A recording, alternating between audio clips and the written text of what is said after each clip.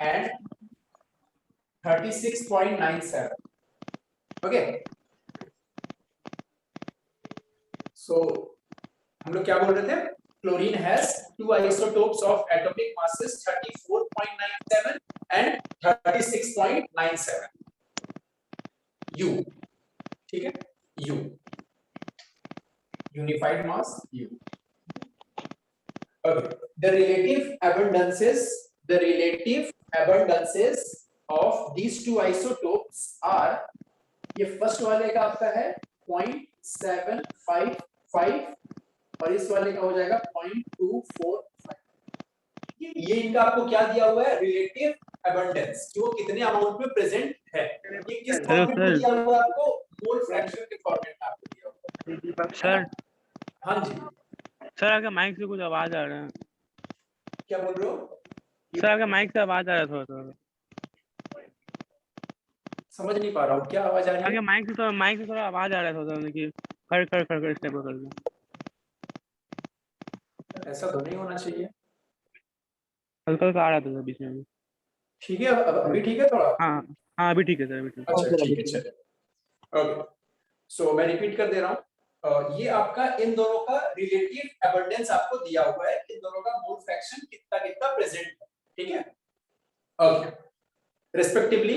ठीक है, full stop. The average atomic mass of chlorine is, the average atomic mass of chlorine is, chlorine के दो isotopes हैं, एक का मास ये है और एक का मास ये. ठीक है, ओके, इनकी कितनी अबंडेंस है वो भी आपको दिया हुआ है. ये डेसिमल्स में दिया हुआ है, लाइक एक से कम फ्रैक्शन में दिया हुआ है आपको. इसका मतलब ये मोल फ्रैक्शन के टर्म्स में दिया है. अगर ये परसेंटेज में दिया होता, इसका मतलब वो आउट ऑफ 100 आपको दे रहा है. ठीक है, आपसे पूछ रहा है कि जो क्लोरीन है उसका एटॉमिक मास एवरेज कितना होना चाहिए. ठीक है, जल्दी बताइए क्या होगा.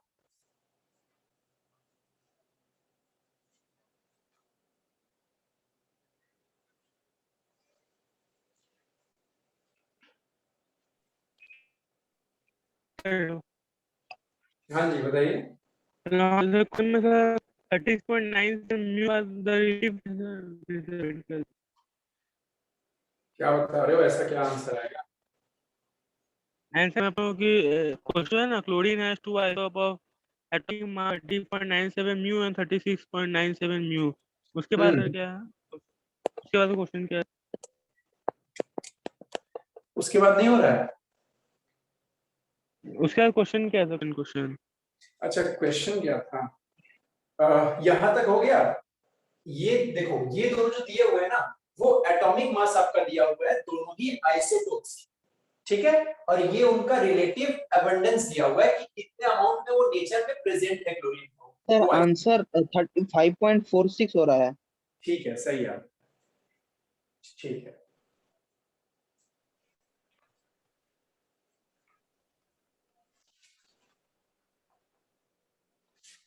चलिए सॉल्व करें. बताओ. चलो देखिए, तो आपको क्या निकालना था? आपको कैलकुलेट करना था average atomic mass of chlorine, and chlorine has two isotopes and these are the information about its isotope. ठीक है, अब देखो क्या करना अपने को. अपन लोग करेंगे, इधर से मैं लिखता हूँ, बोर्ड थोड़ा विजिबल होगा. ठीक है, average atomic mass of chlorine will be equal to, ये पहला पार्ट है इसका, जो मतलब इसको ऐसे कर देते हैं, इसमें आप ऐसे समझ लो, इसका जो आइसोटोप होगा वह इनटू मोल फ्रैक्शन ऑफ, ऐसा कर दो डॉट, ये into mole fraction of 1 plus isotope 2 का जो मास होगा इनटू मोल फ्रैक्शन ऑफ 2. बस इतना. यहां मोल फ्रैक्शन में वैल्यू है इसलिए अपॉन, यहां पे अपन लोग क्या करेंगे 1. आप कुछ करो या फिर ना करो, बात वही है. अगर परसेंटेज में हुई होती तो अपने को यहां अपॉन 100 करना पड़ता. एक ही बात है, मोल फ्रैक्शन ही उससे आता. ओके, तो आइसोटोप 1 की वैल्यू कितनी है? 34.97 you multiplied with this mole fraction, इसको अपन ऐसा कर दे रहे हैं 0.755 प्लस सेकंड आइसोटोप क्या है? 36.97 मल्टीप्लाइड 0.245. जो यहां पे सॉल्व करके आएगा वो आपका आंसर है. आंसर आ कितनी रही है बताओ? हाँ जी 35.46. ठीक है 4647 ओके चलिए 46 इसी को अपन क्या बोलते हैं 35.5। अब आपको मालूम होगा कि क्लोरीन का जो एटॉमिक मास होता है आप कहीं भी चेक करो या फिर आप जो आपका पीरियोडिक टेबल है उसमें भी आप अगर देखो वो वैल्यू कितनी आती है 35.5। वो 5 आने का रीजन क्या है कि वो एवरेज वैल्यू है उसके दोनों आइसोटोप्स के एवरेज वैल्यू है। ठीक है ओके एक और क्वेश्चन कर लीजिए। ये तो बेसिक हो गया कैलकुलेशन। एक और क्वेश्चन ठीक है। अच्छा यहाँ पे एक सवाल बता सकते हो क्या ट्राई करो चलो ठीक है पहले तो बाद में पूछते आगे पूछ लेंगे ठीक है। क्वेश्चन ये था सोचकर बता सकते हो आप लोग कि आपकी ये जो एवरेज वैल्यू आई ये जो एवरेज वैल्यू आपके पास आई ये वैल्यू तो डेसिमल में आई मतलब ये कोई एग्जैक्ट वैल्यू नहीं आई डेसिमल में। तो ये क्यों आई आपको पता है क्योंकि ये एवरेज वैल्यू है दो नंबर का एवरेज लोगे डेसिमल में आ ही सकता है बिल्कुल भी। राउंड ऑफ करके आया सिग्निफिकेंट। ओके अभी आ रही है आवाज। सर राउंड ऑफ करके वो आंसर आया। अच्छा वो बोल रहे हो ठीक है हाँ नहीं नहीं ऐसा कुछ नहीं है सुनो इधर ये मैं कह रहा हूँ राउंड ऑफ नहीं करना है जब आप दो डेसिमल प्लेस तक वैल्यू लिखा हुआ है तो राउंड ऑफ का क्या है। अच्छा आप इसको बोल रहे हो ना राउंड ऑफ ठीक है इसको इधर से इसकी बात करो ये वैल्यू जो इतनी भी आई ये डेसिमल में वैल्यू क्यों आई है बताओ। डेसिमल में इसलिए आई है क्योंकि ये दो आइसोटोप्स की एवरेज वैल्यू आई तो वो डेसिमल में तो आ सकता है ठीक है। ओके अभी विजिबल है। हाँ सर विजिबल है। ये से विजिबल। अच्छा ठीक है और फिर कहना ये चाह रहे हैं कि अगर मान लो कि आपके पास ये दोनों जो वैल्यूज है ये दोनों वैल्यूज आपके डेसिमल में क्यों आ रहे हैं ये मेरे जो फाइनल एवरेज वैल्यू आ रहा है वो डेसिमल में आ रहा है समझ आता है ये दोनों डेसिमल में क्यों है ये दोनों को तो एग्जैक्ट होना चाहिए था ना ये दोनों तो आपके क्या है ये दोनों तो आपके एटॉमिक मास है ना तो ये तो एग्जैक्ट वैल्यू आनी चाहिए थी ये क्यों नहीं एग्जैक्ट आ रहा है। अगर वो नंबर ऑफ प्रोटॉन और आपका न्यूट्रॉन ही है तो वो एक एग्जैक्ट वैल्यू क्यों नहीं आ रहा है एक होल नंबर क्यों नहीं आ रहा है ये आपका क्वेश्चन है आप सोच कर मेरे को आने वाले क्लासेस में आंसर करोगे ठीक है। चलो एक और क्वेश्चन लिखो इस पे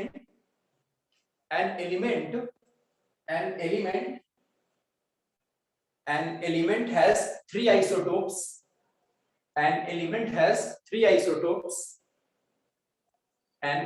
has three isotopes A B and C an element has three isotopes A B and C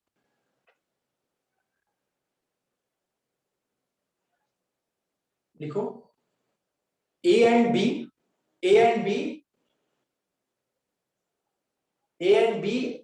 have equal abundance in nature A and B have equal abundances in nature ठीक है मतलब उन दोनों का abundance सेम आपका मानकर चलना जितने अमाउंट में वो प्रेजेंट है उतने में ही ये भी है A and B okay have same abundance in nature full stop।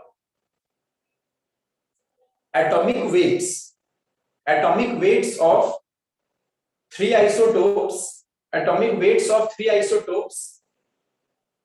A B and C atomic weights of three isotopes A B and C are 20 25 and 30 20 25 and 30 respectively full stop। the average atomic mass of the element is 28 the average atomic mass of the element is 28 full stop। find their abundances in percentage आपको बताना है A B C कितने percentage में present है nature. Question मैं एक बार फिर से रिपीट कर दे रहा हूं an element has three isotopes A B and C out of which A and B have same abundance in nature okay and atomic weights of three isotopes A B and C are 20 25 and 30 respectively and the average atomic weight of the element is 28 you have to tell me the percentage abundance of each element each isotope of the element in nature. बताइए।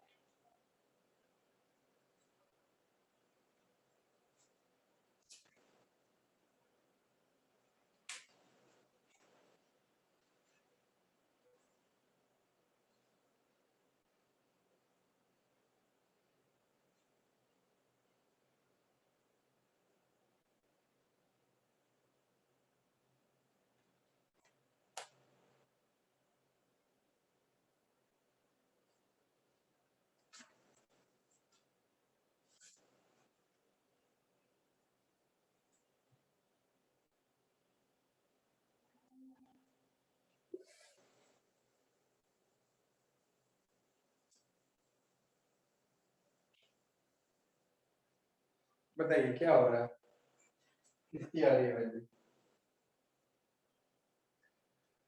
वैसे ही solve करेंगे जैसे दिया हुआ है, सब चीजें values तो पुट करनी है इसके।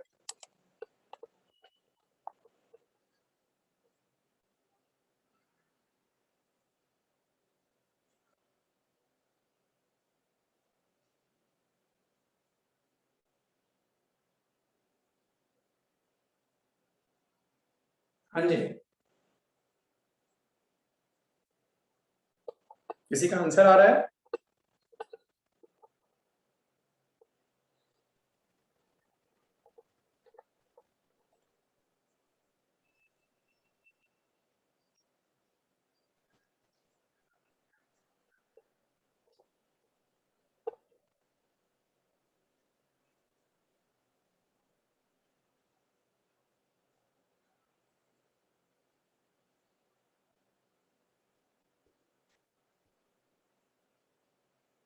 हाँ जी, किसी का आंसर बताओ कितना आ रहा है? ये वाला नहीं।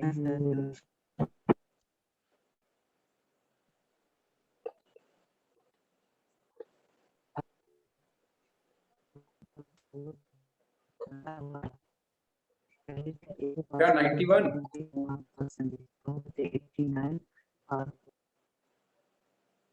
हाँ बताइए।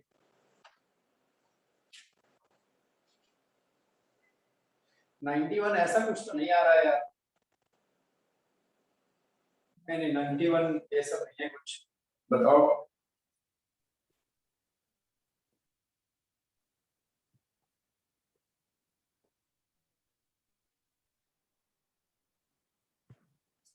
चलो सॉल्व करते हैं, किसी का नहीं आया यार, आना चाहिए था।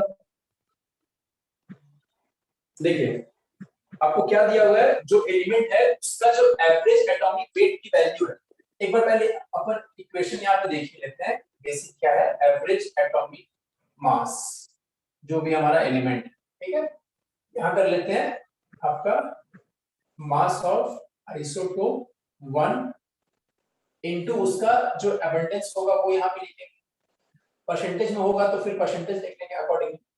यहाँ आपका आएगा मास ऑफ आइसोटोप 2, फिर उसका abundance similarly mass of isotope 3 into x3, ठीक है, ये आएगा। ठीक है, अभी यहाँ मोल फ्रैक्शन है, परसेंटेज होता तो यहाँ पे परसेंटेज 1 मान लो p1 अपन कर देते हैं, चलो परसेंटेज ही कर देते हैं क्योंकि क्वेश्चन में आपको परसेंटेज दिया हुआ है ना सर, परसेंटेज पूछ रहा है p1 p2 p3 ऐसा कुछ। ठीक है, तो अपन 100 अपने को करना होता है। देखो अब देख लो इस क्वेश्चन में क्या क्या आपने को दिया हुआ है डेटा। एवरेज एटॉमिक मास को दे रखा है 28, मास ऑफ आइसोटोप 1 कितना दे रखा है, मान लेते हैं 20। अपने पास क्या क्या था, ए बी एंड सी, और इंफॉर्मेशन क्या था, ए और बी जो है वो इक्वली एबंडेंट है ना, ठीक है।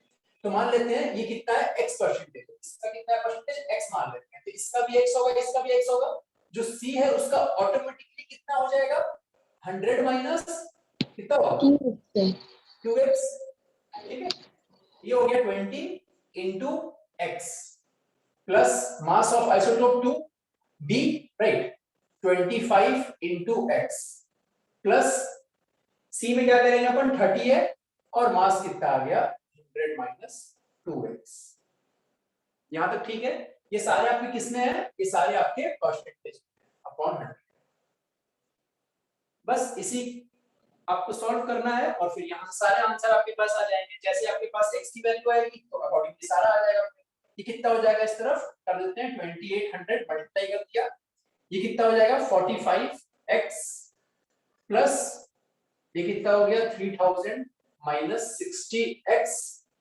So this implies what we can write? We can write 15x is equals to 200, है ना? देख लो 15x is equals to 200. So x is equals to 200 upon 15. ये आपके पास इसकी वैल्यू है। कितने अपन बोल सकते हैं 3 upon 40. So it is approximately 13.33%. x की वैल्यू कितनी आ रही है 13.33%। तो ये भी हो गई आपकी कितनी 13.33 और जो b है वो भी कितनी हो गई 13.33। जो c हुआ वो कितना हो गया 100 minus 26.66। तो आंसर कितना आ जाएगा 73.4।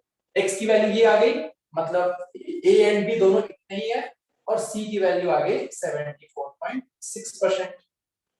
क्लियर? आगे बढ़े? Yes sir. चलिए, यस सर। किसी का ये आंसर आया था?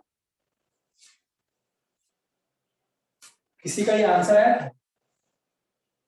नहीं आया था। अच्छा चलिए कोई नहीं, ठीक है। अब इसके बाद अपन जो टॉपिक स्टार्ट करने जा रहे हैं वो होगा हमारा डेंसिटीज। बट उससे पहले एक चीजें और हम लोग को यहाँ बात कर लेनी है, उसके बारे में थोड़ी सी आपको एक इंफॉर्मेशन होना चाहिए, फिर अपन आगे बढ़ते हैं। देखो, आप थोड़ा सा अपने साथ में एनसीईआरटी या फिर कोई भी टेक्स्ट बुक आप पढ़ सकते हो, ठीक है, और पढ़ना चाहिए आप, ठीक है। उसमें आपको क्या क्या टॉपिक्स वहां पढ़नी होगी, ये सारे जो लॉज ऑफ कॉम्बिनेशन है ना आपके पास, है ना, जैसे आपके कंजर्वेशन ऑफ मास हुआ सबसे पहला, तो फिर आपका law of definite proportion, reciprocal, multiple, ये सारे जितने हैं ये आप एक बार बुक से पढ़कर देखो, ठीक है।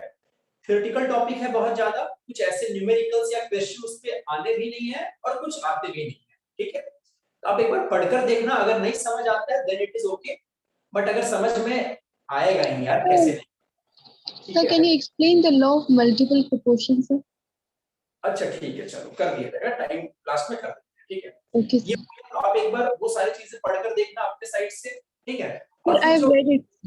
हाँ बोलिए, क्या बोल रहे हो? Sir, I have read the laws already. अच्छा ठीक है ठीक है ठीक है, wait, I am also talking to other people, right. तो आप लोग एक बार जितने भी लोग हैं यहाँ पे पढ़कर देखो एक बार लॉस को सारे, ठीक है। उसके बाद आप देखना, कुछ उससे न्यूमेरिकल्स नहीं आते इसलिए मैं ज्यादा टाइम उस पर देना नहीं चाहता, ठीक है। इसमें सबसे एक जो इंपॉर्टेंट लॉ है, वो जो काम की चीजें आपको पता होना चाहिए, वो है आपके पास law of conservation of mass. ऐसा इसलिए क्योंकि आप आगे चल करके भी चैप्टर्स में ये बात हमेशा सुनोगे किसी न किसी को कहते हुए टीचर्स को, कि आपका लॉ ऑफ कंजर्वेशन ऑफ मास जो है वो हमेशा होल्ड तो करता ही है, उसके एप्लीकेशंस भी आगे हैं। तो हम लोग एक बार उस चीज को थोड़ा समझते हैं, law of conservation of mass को एक बार, और फिर जो मैडम कह रही है उस पर थोड़ी सी बात करेंगे, फिर अपन आगे बढ़ेंगे, ठीक है। फिर अपन आएंगे डेंसिटीज के ऊपर। सर हाँ sir, law of reciprocal proportional में से भी ज्यादातर क्वेश्चंस नहीं आते हैं। अरे किसी पे नहीं आते हैं भाई, लॉस पे ही नहीं आते हैं। अभी जो अपन पढ़ने जा रहे हैं उस पे भी नहीं आएगा, जो मैडम पूछ रही है उस पे भी नहीं आएगा, और जो तुम पूछ रहे हो भाई उस पे भी नहीं आएगा, ठीक है। बट हाँ, कॉन्सेप्ट की जहां तक बात है पता होना चाहिए ना, तो वो बुक्स पढ़ सकते हो, वो यहाँ पे वैसा टाइम देने की चीज वो सब है नहीं। बट ठीक है, थोड़ी बहुत बात करते हुए आगे बढ़ेंगे, परेशान मत हो। जो काम की चीज है पहले उसके बाद बात कर लेते हैं, लॉ ऑफ कंजर्वेशन ऑफ मास, ठीक है।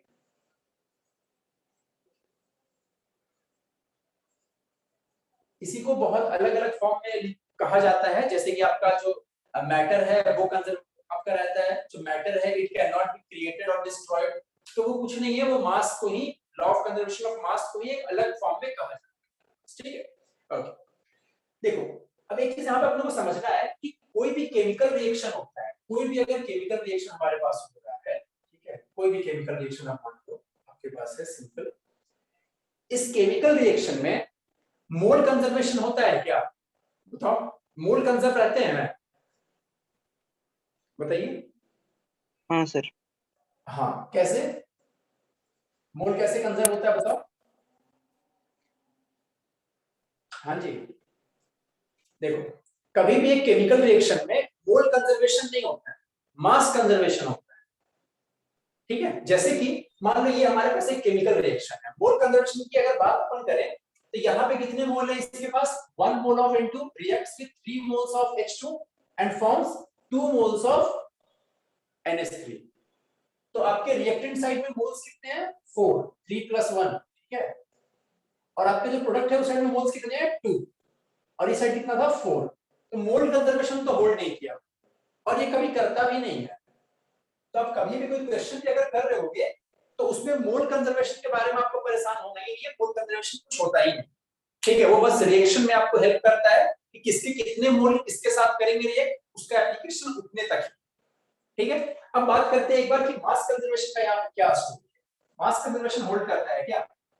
तो अपन सिंपली देखते हैं यहाँ पे इस मतलब मेरे को ये बताओ कि रिएक्टेंट में कितने मास ऑफ मैटर, मैटर का कितना मास रिएक्ट किया है, पार्टिसिपेट किया है। तो N2 के 1 मोल किए हैं, इसका मतलब कितना हो गया, इसका अमाउंट बताओ कितना होगा, 28 ग्राम। 28 sir. 28, बिल्कुल 28 है ये। मोल में कर रहा है, ग्राम की अपन बात करते हैं, ये कितना है 6 1 grams. × 2 × 3, ये 3 क्यों करना पड़ रहा है, 3 मोल 6 ग्राम। ठीक है, तो व्हाट वी कैन से कि हमारे रिएक्टेंट में कितने मास हम लोगों ने ऐड किए थे कंटेनर में, बीकर में। अब जहां रिएक्शन को कैरी आउट करा रहे हो, ये 28 और ये 6, इट मींस 34 ग्राम। आपने 34 ग्राम रिएक्टेंट साइड में दिया था। अब जो भी फॉर्म हो रहा है प्रोडक्ट, वो तो बात की बात है, वो क्या फॉर्म होता है, मास कंजर्वेशन तो होल्ड करना चाहिए ना। देख लेते हैं वो कैसे होल्ड कर रहा है या फिर नहीं कर रहा है। 2 इंटू इसका मास बताओ कितना आएगा, 14 plus 3 × 1, it means 2 × 17, it means 34 ग्राम। आप देख सकते भी हो एक केमिकल रिएक्शन में आपका हमेशा मास कंजर्वेशन होल्ड करता है। मैंने यहाँ पे बहुत ही बेसिक एग्जांपल ले रखा है ना, आप जो बड़े से बड़े रिएक्शन होता है ना, आप उनको भी लेकर देखो और आप ये देखोगे कि आपका रिएक्टेंट और जो प्रोडक्ट है दोनों का मास हमेशा सेम आएगा। ये केमिकल रिएक्शन की एक आप कह सकते हो कि पहचान है, एक उसकी कैरेक्टरिस्टिक है उसकी, वो नहीं लूज कर सकता आपने। ठीक है सर, ये इसके बाद हाँ और बताइए। सर अगर प्रोडक्ट साइड में और सर रिएक्शन साइड में अगर मास सेम है तो सर नंबर ऑफ पार्टिकल्स भी टोटल में सेम होना चाहिए। क्यों होना चाहिए, क्यों सेम होना चाहिए, यही पे तो फॉल्ट है ना। नंबर ऑफ पार्टिकल्स तब सेम होते हैं अगर नंबर ऑफ मोल सेम। तो ये बताओ कि क्या number of mass same Yes, होने पे मोल सेम होता है, हर चीज का सेम मास का सेम मोल होता है क्या, समझ में आया। कोई भी आपके पास नहीं सर। एलिमेंट प्रेजेंट है, कंपाउंड प्रेजेंट, हर किसी के सेम मास को अपन 1 मोल कहते हैं क्या, नहीं। H2O का 1 मोल 18 ग्राम को कहते हैं और O2 के 1 मोल को 32 ग्राम को कहते हैं। तो जब सेम मास पे मोल नहीं डिफाइंड है तो फिर नंबर ऑफ मॉलिक्यूल्स कैसे सेम आएगा, ठीक है क्या। Yes sir. ठीक है, चलो यस सर। अब एक बात यहाँ ध्यान रखना, अब जो काम की बात यहाँ कर रहे हैं कि आपका कोई भी केमिकल रिएक्शन में मास कंजर्वेशन हमेशा होल्ड, ठीक ठीक। न्यूक्लियर रिएक्शन में मास कंजर्वेशन होल्ड क्या, बताओ। सर नहीं करते हैं। रिएक्शंस में मास कंजर्वेशन होल्ड नहीं करता है। जहां भी ये मास कंजर्वेशन को आपको लिख रहे हो ना, नीचे भी नोट बना के ऐड कर लेना कि न्यूक्लियर रिएक्शंस में मास कंजर्वेशन होल्ड नहीं करेगा, वहां मास कंजर्वेशन फेल हो जाता है। जितने भी आपके पास न्यूक्लियर रिएक्शंस हो रहे हैं, क्यों? फ्यूजन या फिर आप कह लो जो भी रेडियो एक्टिव रिएक्शंस कोई हो रहे हैं, कोई कंपाउंड रेडियो एक्टिव डीके कर, जिसको अपन लोग फिजन भी कह सकते हैं, उसमें मास कंजर्वेशन कभी होल्ड नहीं करेगा। बात समझ में आ रही थोड़ी बहुत, ठीक है। ऐसा इसलिए होता है कि कोई भी अगर आपके पास न्यूक्लियर रिएक्शन हो रहा है तो उस न्यूक्लियर रिएक्शन में जो हीट प्रोड्यूस होता है ना, फिजन हो या फिर फ्यूजन हो, हीट बहुत ज्यादा प्रोड्यूस होता है। हमारे पास सन है, सन में भी क्या हो रहा है, कुछ नहीं, हाइड्रोजन हाइड्रोजन ऐड होकर फ्यूज होकर क्या बना रहे हैं, हीलियम, और उसमें इतना हीट जनरेट हो रहा है कि आप सबको रोशनी मिल रहा है और कितने सालों से मिल रहा है और कितने सालों तक मिलता रहेगा। ये कुछ नहीं है, क्या है, वो जो एनर्जी है वही लाइट के फॉर्म में, हीट के फॉर्म में रेडिएट, ठीक है। अब सवाल ये आता है कि सर मास कंजर्वेशन नहीं हो रहा है और ये हीट आ रहा है। हाँ जी, ये जो मास लॉस है ना, जैसे मैं आपको कह रहा हूं कि एक आपका न्यूक्लियर रिएक्शन में मास कंजर्वेशन नहीं होल्ड करता है, मतलब रिएक्टेंट साइड में अलग मास होगा और प्रोडक्ट साइड में अलग मास होगा। तो सवाल ये आता है जो रिमेनिंग मास है, जो दोनों का मास का डिफरेंस है, वो मास कहां जा रहा है? वो जो मास का डिफरेंस है ना, वही मास आपका कन्वर्ट हो रहा है एनर्जी। एनर्जी में जो आपको मिल रहा है ना, सूरज से इतना सारी रोशनी, हीट सब मिल रहा है, वो कुछ नहीं हो रहा है। वो जब हाइड्रोजन हाइड्रोजन कंबाइन कर रहा होगा तो हीलियम का पूरा मास नहीं फॉर्म कर रहा है, कुछ कम फॉर्म कर रहा है, इसलिए आपको इतना हीट, इतना एनर्जी आपको मिल रहा है। और जो एनर्जी आपको मिलता है ना, वो एनर्जी जो आपको मिल रहा होता है, उसी को इक्वेशन अपन कैसे लिखते हैं? ये जो इक्वेशन अपन लोग पढ़ते हैं ना, पढ़ते क्या है, सुने है ना ऐसा, E = mc², ऐसा बहुत नाम सुने हैं। तो इसमें कुछ नहीं है, जो E है ना वो वही है कि कितना एनर्जी आपको मिलेगा, और यहाँ पे मास की जगह आता है delta m into c², where delta m is what? Delta m is the defect, we can say mass defect। और मास डिफेक्ट का मतलब क्या हो गया? आप कह सकते हो difference in mass of reactant and product. जो इनके मास में डिफरेंस आएगा ना, वो मास पे आप पुट करो c², और जो एनर्जी आएगा E, वो उतना एनर्जी रेडिएट करता है। और इसी इक्वेशन के लिए अल्बर्ट आइंस्टाइन को इतना रिवॉर्डिंग, इतना चीजें उसको, मतलब उनको रिस्पेक्ट मिली है इसी इक्वेशन की वजह से, ठीक है। तो व्हाट वी कैन से इन अ सिंपल लाइन, आप एक चीज कह सकते हो, अगर मैं आपसे एक सवाल पूछता हूं यहीं पे कि आप मास का क्या डेफिनेशन देते हो? आपकी क्लास फिजिक्स की नहीं हो रही है, बट स्टिल मास का क्या डेफिनेशन बताओ? amount of matter content। ठीक है, बिल्कुल सही, ठीक है, बिल्कुल सही जवाब, बिल्कुल सही। आप इसको अदर वे में क्या भी कह सकते हो, mass is nothing but energy at rest, ठीक है। ये जो m है ना, ये क्या है? कुछ नहीं है, एनर्जी है। अल्बर्ट आइंस्टाइन का इक्वेशन क्या कहता है पता है? E = mc² को अगर आपको सिंगल लाइन में कहना है कि इससे क्या समझ में आता है अपने को, सिर्फ ये अपने को एक ही चीज समझ में आता है कि mass and energy are the two forms of the same thing, that's it. Mass और एनर्जी में कोई फर्क ही नहीं है। जैसे कि आपका मास कितना है, अगर मान लो आपका मास है 50 kg, तो आपके पास पता है कितना एनर्जी इकट्ठा होकर के आपको बनाया गया है? 50 kg into c²। हाँ, जो यूनिट्स है उसका ध्यान रखकर निकालना, आपके पास जूल में वैल्यू आ जाएगी कि आपके पास कितना एनर्जी है। इसलिए कभी ये सब कंप्लेन मत करो कि sir I am running out of energy, exhaust हो गया, आदमी से काम नहीं होगा। मैं किस काम का? अरे भाई कुछ काम के नहीं हो लाइफ में, इतना एनर्जी जो नेचर का लगा है तुमको बनाने में भाई, तो have some respect, have some gratitude for that कि भाई इतना एनर्जी मेरे को लगा है। ये पेन है ना, ये मार्कर है ना, ये मार्कर से अगर आप पूरा एनर्जी को निकाल सको ना, आप निकाल नहीं पाते हो, तो हमारी आप कह सकते हो साइंटिफिक ड्रॉबैक है, एक तरह से हमारा साइंटिफिक लिमिटेशंस है, हम लोग उसको क्रॉस नहीं कर पा रहे हैं। अगर हम लोग इससे पूरी एनर्जी को निकाल पाते, इसके मास से सिर्फ, ये पूरे कंट्री को, पूरे इंडिया को आप कह सकते हो 1 साल के लिए लाइट देने के लिए काफी है। पूरे इंडिया का जितना इलेक्ट्रिसिटी रिक्वायरमेंट है ना, 1 साल तक ये अकेला मार्कर फुलफिल कर सकता है। अगर आप इसके वेट से सिर्फ c² के बराबर जो एनर्जी आ रही है उसको निकालने का तरीका जानो और उसको स्टोर कर सको, बस स्टोर करना बड़ा प्रॉब्लम है भाई, ठीक है। तो ये आपका यहां से आ रहा है आपके लिए E = mc², ये यहां पे आता है। ओके, चलिए अब यहां से अपन लोग थोड़ी सी आगे बढ़ते हैं और थोड़ी आगे बढ़ते हैं। अब यहाँ एक सवाल और मेरे को बताओ, यहाँ तक सबको क्लियर? किसी को डाउट है क्या? कुछ बताओ। यस सर, क्लियर है। डाउट है? Clear है। क्या डाउट है? No, sir. डाउट नहीं है। नींद भी आ रही है क्या किसी को? कोई सो रहा है क्या क्लास में? बिल्कुल नींद वाले आवाज में आप लोग बोल रहे हो यश, ठीक है चलो। अब एक चीज मेरे को बताओ, यहाँ पे आप लोग के लिए एक क्वेश्चन है। हम लोग जो केमिकल रिएक्शंस कैरी आउट कराते हैं, तो उस केमिकल रिएक्शन में बहुत सारे, आपने कभी लाइफ में कुछ भी रिएक्शन अगर होते देखा होगा, और कभी भी जो आपके पास टेस्ट ट्यूब है या फिर बीकर है, कुछ भी है, आप अगर उसको होल्ड करते हो तो आपने बहुत बार ये फील किया होगा कि वो चीजें हॉट हो जाती है, गर्म हो जाती है। कभी फील किया ऐसा? Chemical reaction carry out Yes, और sir. आप उसको करवा रहे हो, Yes, sir. गर्म हो गई यहाँ पे। ठीक है, अब आप मेरे को ये बताओ कि वहां पे जब वो गर्म हुआ है, मतलब कोई ना कोई एनर्जी ही वहां पे आया है। आप उसको भले ही किस फॉर्म में फील कर रहे हो, हीट के फॉर्म में फील कर रहे हो, कोई दिक्कत नहीं, वो भी तो एक एनर्जी का ही सोर्स है ना। अरे एनर्जी जो होगा वो लाइट के फॉर्म में जाएगा, हीट के फॉर्म में जाएगा, साउंड के फॉर्म में जाएगा, और क्या होता है एनर्जी, ठीक है, एनर्जी किसी न किसी फॉर्म में जाएगा। आप उसको टच कर रहे हो, आपको हॉटनेस फील हो रहा है, यहाँ पे थोड़ा गर्म है, यहाँ पे वो कोई ना कोई फॉर्म ऑफ एनर्जी ही है। तो वो एनर्जी किस कॉस्ट पे आ रहा है, बता सकते हो?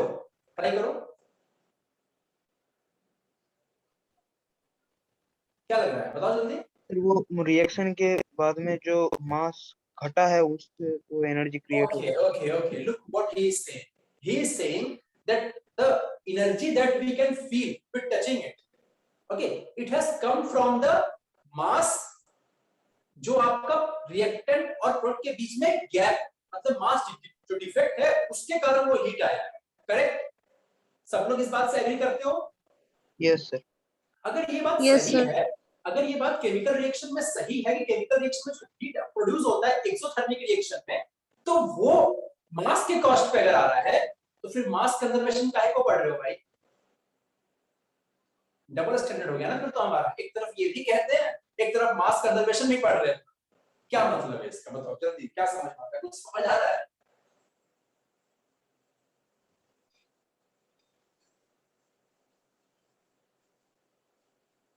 बताइए क्या जी? सर जो हीट रिलीज होता है वो सर मास के थोड़े से बहुत छोटा सा लॉस की वजह से होता होगा, जो एकदम नेग्लिजिबल तो हो। आप कह रहे हो कि बहुत ही छोटे अमाउंट का लॉस होता होगा मास में, जो हम लोग मेजर नहीं कर पा रहे हैं। ऐसा नहीं होता है, अगर मेजर नहीं कर पा रहे हो फिर आपका लॉ ऑफ कंजर्वेशन ऑफ मास सही थोड़ी ना हो जाएगा। लॉ ऑफ कंजर्वेशन ऑफ मास आप कह रहे हो मतलब सही है भैया, वो ये नहीं कि मेजर नहीं कर पा रहे हैं तो कंजर्वेशन को कंजर्वेशन कह देंगे। अरे डॉट तक सेव होना चाहिए, तब कहेंगे लॉ ऑफ कंजर्वेशन ऑफ मास। और ये तुम नहीं कह सकते सर मेजर कौन करेगा? तो आप जो राशन के शॉप में जाते हो ना, जहां पे आप 1 केजी चावल लेते हो तो आपको थोड़ा एक्स्ट्रा मिल जाता है, कम मिलता है, वैसा नहीं होता है। स्केलिंग बैलेंस जो है ना बहुत मतलब डेसिमल प्लेसेस तक भी वो एक्यूरेटली मेजर करता है, तो वो सब नहीं चलेगा लॉजिक इधर, गलती से थोड़ा बहुत चलता है ऐसा। बताओ, चले आगे बढ़े, बताओ ये आप लोग सोचना, सोच कर मेरे को आंसर करना। So does that mean that the law of conservation of mass is not a universal law because all the energies are not conserved? तो मतलब law of conservation of mass universal नहीं है, ये बात आपको कौन कह रहा है? How you are confident about that? It is not an So because you said that some Then of the you- energy is released and not all the masses are conserved during chemical reactions. ठीक है, आप बताओ सोच करके, अगर if it is correct, okay, if it is correct that the heat that we can feel or we receive in a exothermic reaction, if it is coming out at the cost of mass, then mass conservation principle should not be there. Simple logic. Either mass conservation principle false है हमारा, और नहीं तो आप answer में कुछ mistake. अब आप बताओ कि इसमें क्या होगा, अपन अब आगे बढ़े। सर आयन जब जुड़ता है तो सर वो एनर्जी रिलीज करता होगा, रिलीज करता होगा। ठीक है, अब आप सोचो, इसमें ऐसा कुछ खास नहीं है ऐसा, बट सोचो आप इसके ऊपर थोड़ा। ठीक है, आप सोचो, आप गूगल पे सर्च करो, आपको जहां सर्च करना है करो, आपको जहां जिससे पूछना है पूछो, मेरे को अगली क्लास में इसका आंसर चाहिए भाई। देखते हैं कौन दे सकता है इसका आंसर, कि वो हीट आ रहा है तो फिर कहां से आ रहा है, अगर ये नहीं हो रहा है तो। ठीक है, चलिए आगे बढ़ते हैं, आते हैं अपन डेंसिटीज के ऊपर। ठीक है, ओके सर। अब देखो डेंसिटीज आपका क्या होता है, दो तरह के डेंसिटीज अपन डिफाइन करते हैं। अभी के बाद कभी भी पढ़ोगे ना लाइफ में, डेंसिटीज आपको दो तरह के मिलने वाले। एक आपके पास क्या होगा, ओके सर। एब्सोल्यूट डेंसिटी, और एक क्या होता है sir relative density. Relative density, है ना, कि आप किसी के रिस्पेक्ट में मेजर किए या फिर आप एब्सोल्यूटली उसका ही मेजर। ये दोनों आपके डेंसिटी, एक हो गया एब्सोल्यूट और एक हो गया रिलेटिव डेंसिटी। अब अपन लोग सारे स्टेट ऑफ मैटर को एक एक करके समझते हैं कि उसके लिए ये वैल्यू क्या होगी, ये वैल्यू क्या होगी, ऐसे करके देखते हैं। जैसे कि क्या कहना चाह रहे हैं अपन, मान लेते हैं इन case of for solids and liquids, ठीक है, सॉलिड और लिक्विड की अगर अपन बात करते हैं तो इनके लिए हमारे पास फिर से क्या आएगा, दो डेंसिटी आएंगी, एक क्या आएगा मैं कहता हूं एब्सोल्यूट डेंसिटी और एक क्या आएगा रिलेटिव डेंसिटी। ठीक है, इनके लिए जो एब्सोल्यूट डेंसिटी आएगा वो कैसे अपन निकाल सकते हैं, तो बचपन से क्या पढ़ रहे हैं, डेंसिटी का मास अपॉन वॉल्यूम क्या। ठीक है, सॉलिड या लिक्विड आपके पास अगर है और आपको कैलकुलेट करना है एब्सोल्यूट डेंसिटी उसका, तो आप क्या करोगे, मास अपॉन वॉल्यूम। क्लियर? हाँ जी, Yes, sir. ठीक है। और Yes, अगर आपको sir. रिलेटिव डेंसिटी करना है कैलकुलेट, तो इस केस में अपन रिलेटिव डेंसिटी को कहते क्या है बताओ, रिलेटिव डेंसिटी को इस केस में अपन कहते क्या है, स्पेसिफिक ग्रेविटी, ऐसा नाम सुने हो पहले? अपन लोग relative density of solid and liquid को ही क्या कहते हैं, स्पेसिफिक ग्रेविटी। ठीक है, और इसमें क्या आएगा आपका डेफिनेशन, इसका जो फॉर्मूला आएगा वो क्या आएगा, आप कह सकते हो एब्सोल्यूट डेंसिटी अपॉन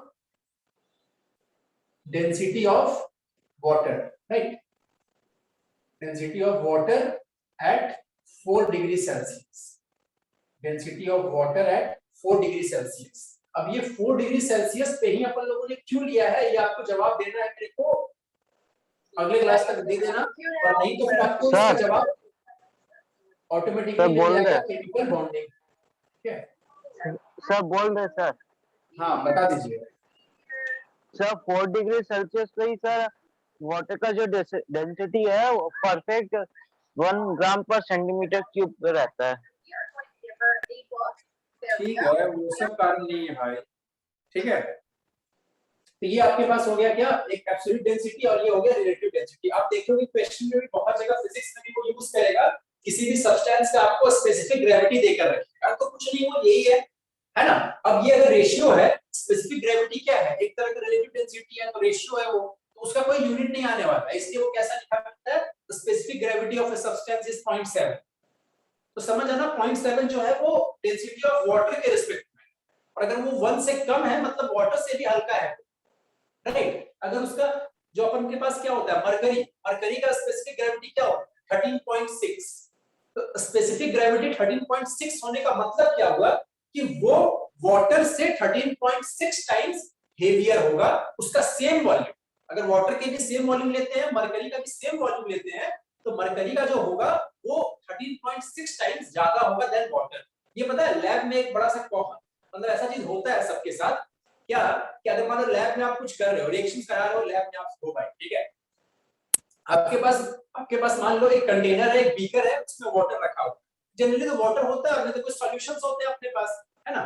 तो आपको कुछ अगर काम पड़ता है कि ठीक है भाई उस सॉल्यूशन को लेकर आओ, तब क्या करोगे, सिंपली जाओगे, ये सबके साथ होता है, मेरे साथ हुआ, अच्छा चीज है, मतलब उस इंस्टेंट का अचानक से क्लिक करता है ऐसा। ठीक है, क्या होता है, आप उस बीकर को पिक करें और लेकर आ गए, ठीक है भाई, क्या होता है कभी कभी ये कहा जाता है कि उस डब्बे में मरकरी रखा हो, उसको लेकर आओ तो, ठीक है, अपन लोग देखते हैं अच्छा डब्बा इतना बड़ा, उसमें जो मरकरी है वो इतना अमाउंट में प्रेजेंट, तो अपन लोग क्या करते हैं पहले बार में कि जो मतलब उसको पिक करने के लिए कुछ फोर्स लगाए, ठीक है, पहली बार में आपसे उठेगा ही नहीं, अब फिर आपको लगेगा अबे इतना भारी कैसे हो गया, तब आपको ध्यान आएगा अच्छा मरकरी, तब आपको लगेगा अच्छा हाँ 13.6 टाइम्स हेवियर देन वाटर। तो सोच लो अगर वाटर का जो 1 लीटर है आप कितना आसानी से कैरी कर ले रहे हो, अगर मरकरी उतना भर दिया जाएगा बॉटल में, it will weigh 13.6 kg and not 1 kg, तो आप उसको उठा नहीं पाओगे इतने आसानी से, तो वो उस जगह पे सबको ये फील होता नहीं है। चलिए अब बात करते हैं रिलेटिव डेंसिटी की, किसके सॉरी, अब बात करते हैं अपन गैसेस की। सॉलिड और लिक्विड की बात तो हो गई भाई, इसको मैं रब कर दे रहा हूं, आई होप आप लोगों ने लिख लिया होगा, स्क्रीनशॉट लेना है, जो भी करना है हो गया होगा, 1 2 3, ठीक है। अब देखते हैं गैसेस के केस में हमारे पास क्या होगा।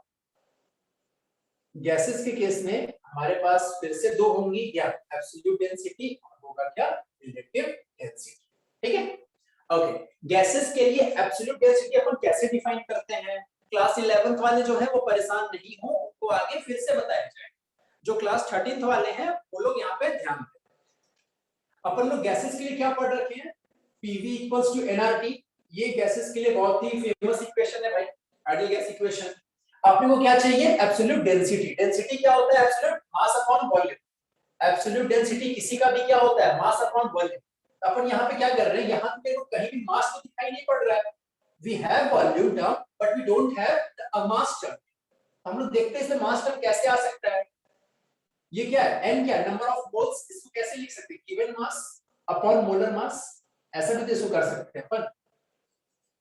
और जो डेंसिटी होता है वो क्या होता है? Given mass upon given volume, मतलब m अपॉन v। तो अगर अपन m अपॉन v को साइड कर दे तो अपने पास क्या बच जाएगा? pm upon rt।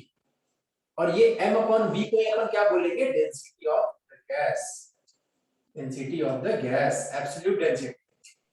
ठीक है? So what is RT, sir? क्या बोल रहे हो? Sir, what is RT? What is r? Yes, sir. Okay. RT. You are in class 11. Yes, sir. Okay. R आप आगे जाकर के समझ जाओगे, कोई टेंशन की बात नहीं है आपके लिए। R होता है यूनिवर्सल गैस कांस्टेंट।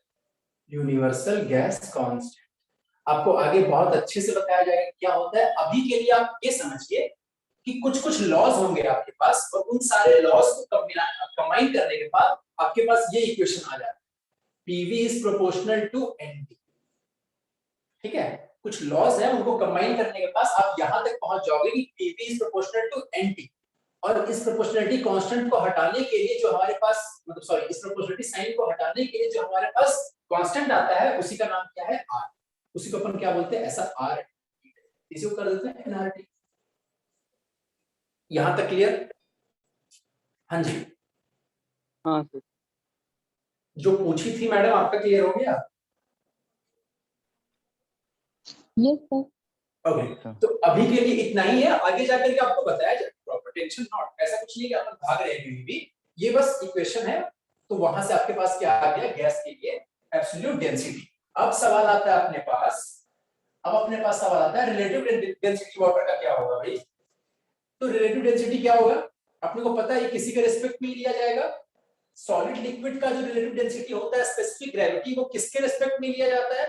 वाटर के रिस्पेक्ट में, 4 डिग्री सेल्सियस। ठीक, इसको भी किसी के रिस्पेक्ट में लिया जाएगा। हाँ जी, इसको लिया जाता है क्योंकि ये गैस है ना, ये गैसेस है ना, इसको गैस के रिस्पेक्ट में लिया जाएगा। इसको लिया जाता है H2 गैस के रिस्पेक्ट, हाइड्रोजन गैस के रिस्पेक्ट में। सर हाइड्रोजन ही क्यों लिया गया? ये बस कन्वेंशन है। आप चाहो तो यहाँ पे चेंज करके ऑक्सीजन कर दो तो आपकी वैल्यूज चेंज हो जाएगी। अपन देखने वाले हैं आगे, परेशान मत हो। अब देखो यहाँ पे जो आपके पास रिलेटिव डेंसिटी है ना, इसका एक और नाम क्या होता है? जैसे सॉलिड लिक्विड में नाम क्या था एक और? Specific gravity. यहाँ पे नाम आपका क्या होता है? Vapour density. इस केस में आपके पास क्या होता है? Vapour density. ये ध्यान देना, गैसेस का रिलेटिव डेंसिटी को ही अपन क्या कह रहे होंगे अभी के बाद से? Vapour density. तो जहां भी सुनना वेपर डेंसिटी, वहां परेशान मत होना, बस उस गैस का डेंसिटी हाइड्रोजन गैस के रिस्पेक्ट में आपको बताया जाएगा। ठीक है? Okay okay. इसका डेफिनेशन क्या आता है अपने पास? देख लो, ये आएगा, ऐसा कर लो, absolute density of the gas, जो भी गैस आपके पास है। मान लेते हैं गैस X है, आप X को Cl2 मान लो, SO2 मान लो, CO2 मान लो, जो मानना है आप मान लो।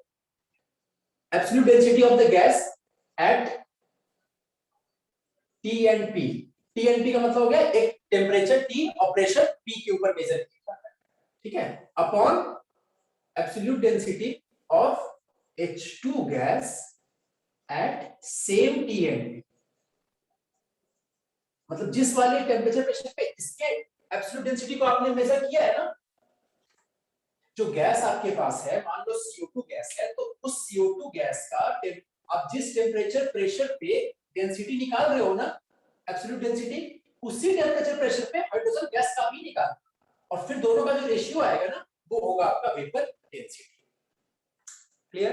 अब देखो यहाँ पे देखते हैं सर ये वाला समझ में नहीं आ रहा सर, रिलेटिव कि डेंसिटी वाला। ठीक है, क्या कहना चाह रहे हैं? गैसेस के केस में जो रिलेटिव डेंसिटी होता है उसका नाम अपन क्या बोलते हैं? Vapour density. ठीक है? जैसे उसमें क्या था? Specific gravity. चलिए अच्छी बात। उसके केस में, स्पेसिफिक ग्रेविटी के केस में, in case of solid and liquid, we have taken what? Water at 4 degree Celsius. Yes. वो हमारा था जिसके रिस्पेक्ट में अपन मेजर यस कर। Sir.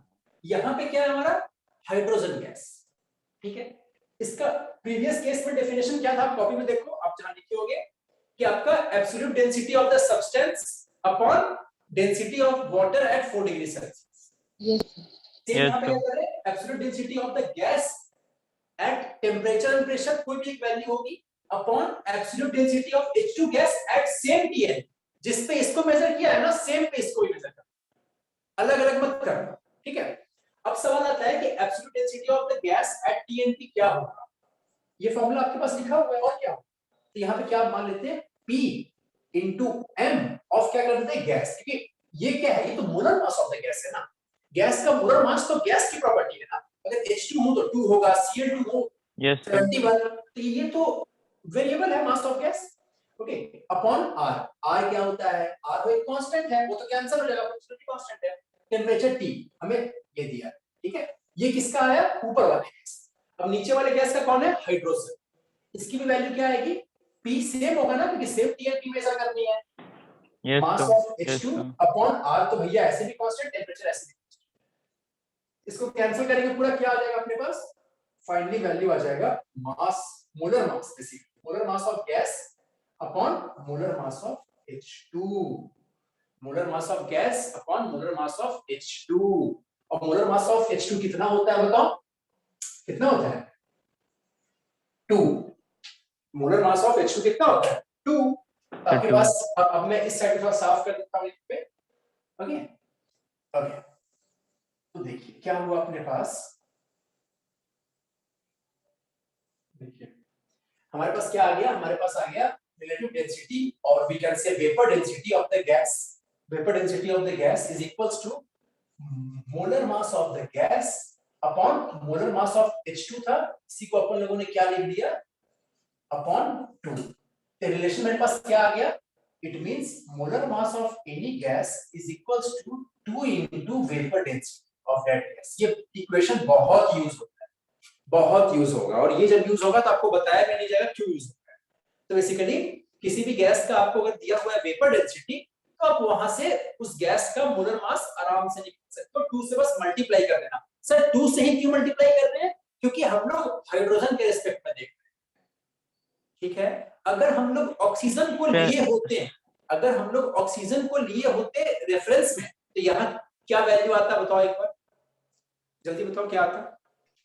So So 16. molar mass of gas equals to 16 into VD.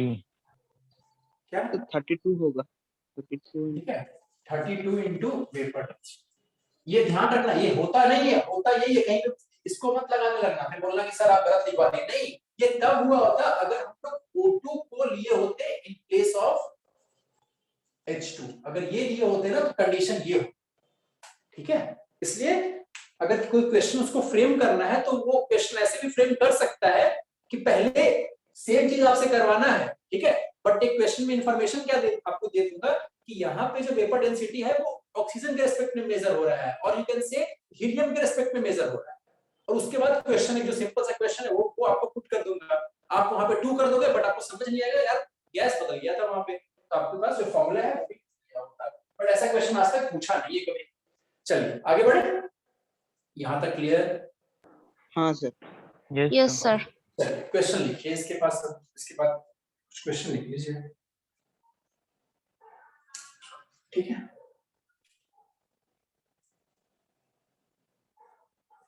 ठीक है, क्वेश्चन लिखिए, the vapour density of a gas is 8, the vapour density of a gas is 8, the vapour density of a gas is 8, full stop. और ये बताओ vapour density का कोई unit होगा क्या, नहीं सर, यूनिट लेस होगा। नहीं sir. होगा, ठीक है, बट ये ध्यान देना वेपर डेंसिटी का यूनिट तो नहीं होगा, बट ये ध्यान देना कि यहाँ पे जो 2 है ना, ये कोई नंबर नहीं है, 2 ग्राम है एक्चुअली, अपन 2 इतना लिखते हैं कि भूल जाते हैं 2 ग्राम है, किसी का मास था ये, ठीक है। Okay, the vapour density of a gas is 8, full stop, then the volume occupied, then the volume occupied by 24 gram of the same gas, then the volume occupied by 24 gram of the same gas at STP condition standard temperature pressure condition at STP condition will be dash. कितना होगा? So I am occupied repeating the by question. Repeating the question. The vapor density of a gas is 8. Full stop. Calculate the volume occupied by 24 gram of the same gas at STP condition.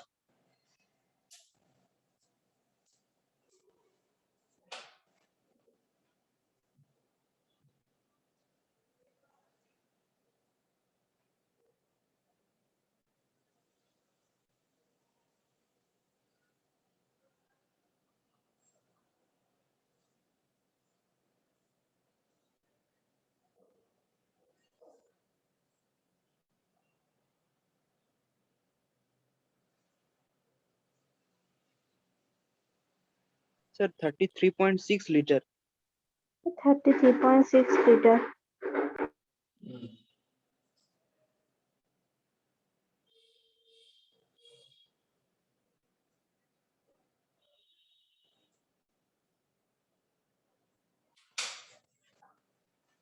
जी ठीक है, कितना आ रहा है? 33.6.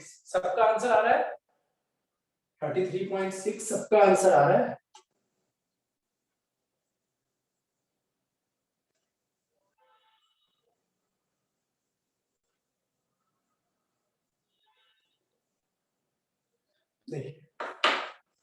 Question क्या था कि gas है आपके पास जिसका वेपर डेंसिटी की वैल्यू कितनी आ रही है? आपके पास 8 आ रही है. वेपर डेंसिटी कितनी है? 8 है आपके पास. ठीक है, तो हमारा इसी गैस का मोलर वेट कितना होगा बताओ?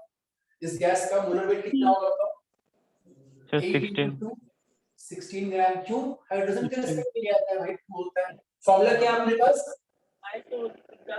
Molecular weight is 2 into vapour density. अभी देखा था हम लोगों ने. ठीक है, ओके. अब अपने को क्या कहा गया है कि बताओ इसी गैस का 24 ग्राम कितना वॉल्यूम ऑक्यूपाई करेगा एट एसटीपी कंडीशन. अपने को पता है एट एसटीपी कंडीशन क्या होता है? किसी भी गैस का जो आप कह लो एक मोल होता है वो 22.4 लीटर ऑक्यूपाई. किसी भी गैस का एट एसटीपी कंडीशन 1 मोल 22.4 लीटर ऑक्यूपाई करता है. अब बताओ इस गैस का कितना मोल प्रेजेंट है यहाँ पे? 24 अपॉन इस गैस का, ये क्या हो गया? 24 क्या हो गया? लोग क्या करना है? मोल कैलकुलेट. 16 क्या होगा आपका? 24 क्या है? गिवन मास हो गया क्या? 24 ग्राम. और जो मोलर मास है वो कितना हो Yes, गया? sir. 16. तो आपका 24 अपॉन 16 इट मींस 1.5 मोल्स है इस गैस का. और 1 मोल कितना ऑक्यूपाई करता है? 20.4. तो 1.5 कितना करेगा? ठीक है, सही है. एक और क्वेश्चन करिए. ये थोड़ा वार्म अप क्वेश्चन था. एक और क्वेश्चन लिखिए. A gaseous mixture of H2 and CO2. A gaseous mixture of H2 hydrogen and CO2 gas. A gaseous mixture of H2 and CO2 gas contains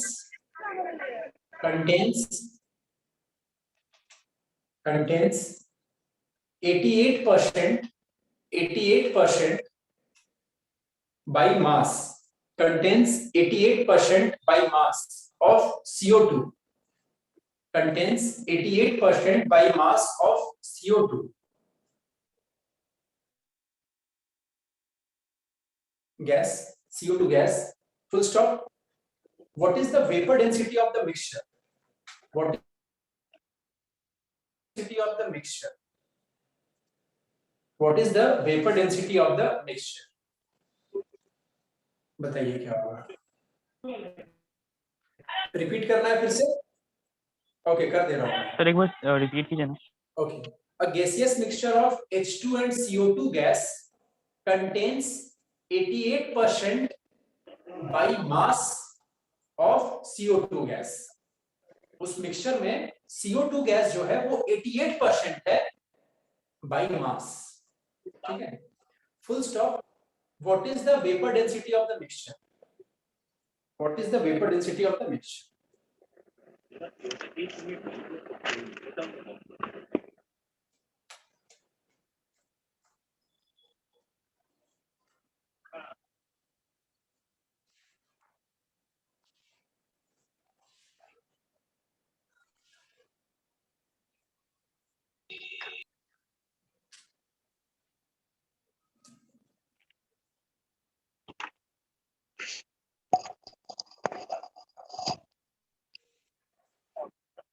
basic mixture of H2 and CO2 gas solution.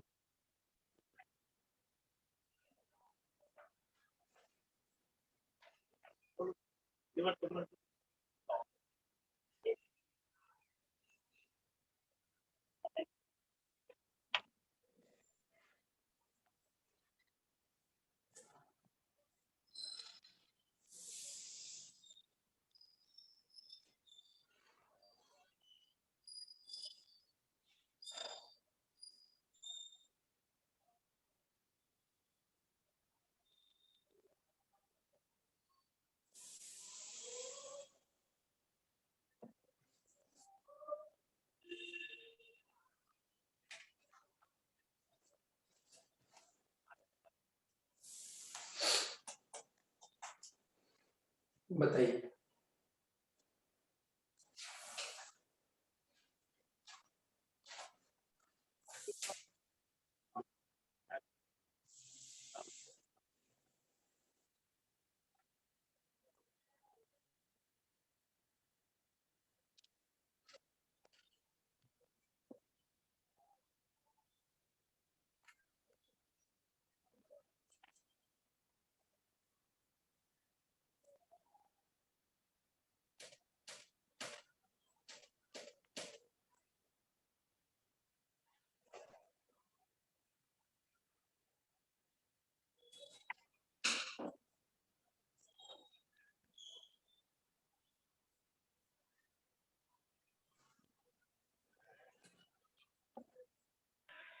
Sir 19.36।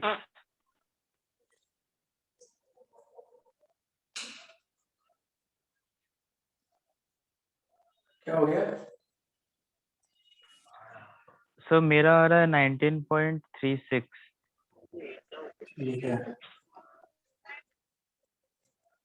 बाकी लोगों का क्या आ रहा है भाई? Sir 19.8। अच्छा ठीक है, उतना कर ठीक है ना, 19 पॉइंट सबका आ रहा है। 6.25 हाँ 6.25 अच्छा ठीक है, चलिए सॉल्व करके देख लेते हैं। 19.4 ओके ओके, चलिए देखते हैं क्या है अपने पास। अपने पास एक कोई कंटेनर मान लेते हैं भाई, उसमें क्या है, H2 गैस है और CO2 गैस है ना, और जो भी गैस के मास है इसमें, उसका 88% CO2 है। सही बोल रहा हूँ? ऐसा ही क्वेश्चन है ना? Yes. Yes sir. Okay okay, मान लेते हैं अब अपने को क्या कहा है कि उसमें 88% बाई मास जो है वो CO2 है। तो अपन पहले मान लेते हैं कि जो पूरा गैस है ना, जिसने जो पूरा कंबाइंड जो मिक्सचर है दोनों गैसेस का, उसका मास मान लेते हैं x, उसका मास मान लेते हैं x, ठीक है। मान लो मास कितना है, x ग्राम है। अब बताओ अगर ये x ग्राम है तो फिर हमारा जो CO2 है वो कितना होगा, इसका 88%, 0.88x होगा। बताओ 88%, ऐसा ही क्वेश्चन है ना, ठीक। 88% बाई मास। अब बताओ जो H2 होगा हमारा, वो इसमें कितना होगा, 12% बाई मास, वो कितना हो जाएगा 0.12x। क्लियर? दोनों का मास निकाल लिया ना हम लोगों ने। ओके, अपने लोगों से क्या पूछा है क्वेश्चन में, अपने लोगों से पूछा है कि हमारा क्या वेपर डेंसिटी होगा मिक्सचर का। अगर वेपर डेंसिटी किसी गैस का पूछे तो समझ में आता है, वेपर डेंसिटी किसी मिक्सचर का पूछ रहा है, मतलब बहुत हाई लेवल क्वेश्चन हो गया ये तो, ठीक है। तो बात ये होता है कि ओके ठीक है, अब बात ये होता है कि हमारा जो मिक्सचर का अगर वेपर डेंसिटी कैलकुलेट करना है तो उससे पहले मिक्सचर का मोलर मास तो हमें पता होना चाहिए।